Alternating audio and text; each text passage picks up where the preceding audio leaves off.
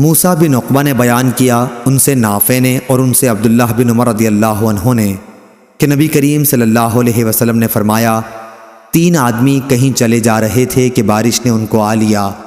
تینوں نے ایک پہاڑ کی غار میں پناہ لے لی۔ اچانک اوپر سے ایک چٹان غار کے سامنے آ گری اور انہیں غار کے اندر بالکل بند کر دیا۔ اب ان میں سے بعض لوگوں نے کہا کہ تم اب اپنے ایسے کاموں کو یاد کرو جنہیں تم نے خالص اللہ تعالیٰ کے لیے کیا ہو، اور اسی کام کا واسطہ دے کر اللہ تعالیٰ سے دعا کرو، ممکن ہے اس طرح اللہ تعالیٰ تمہاری اس مصیبت کو ٹال دے۔ چنانچہ ایک شخص نے دعا شروع کی، اے اللہ، میرے والدین بہت بوڑھے تھے اور میرے چھوٹے چھوٹے بچے بھی تھے، میں ان کے لیے جانور چرایا کرتا تھا، پھر جب واپس ہوتا تو دودھ دوہتا، سب سے پہلے اپنی اولاد سے بھی پہلے میں والدین ہی کو دودھ پلاتا تھا۔ ایک دن دیر ہو گئی اور رات گئے تک گھر واپس آیا، اس وقت میرے ماں باپ سو چکے تھے۔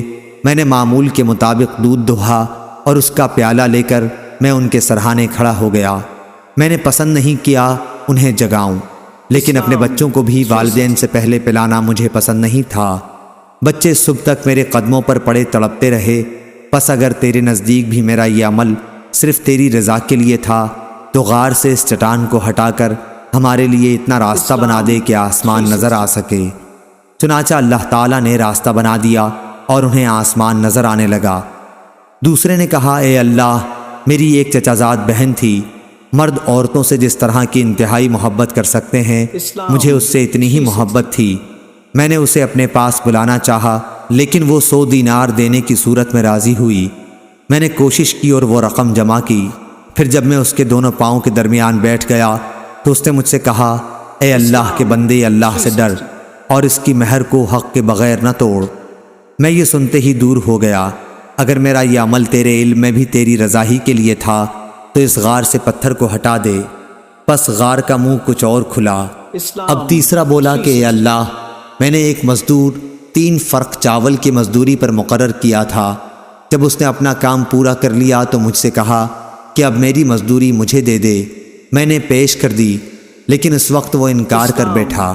پھر میں برابر اس کی اجرت پر کاشت کرتا رہا۔ اس کے نتیجے میں بڑھنے سے بیل اور چرواہے میرے پاس جمع ہو گئے۔ اب وہ شخص آیا اور کہنے لگا کہ اللہ سے ڈر۔ میں نے کہا کہ بیل اور اس کے چرواہے کے پاس جا اور اسے لے لے۔ اس نے کہا، اللہ سے ڈر اور مجھ سے مذاق نہ کر۔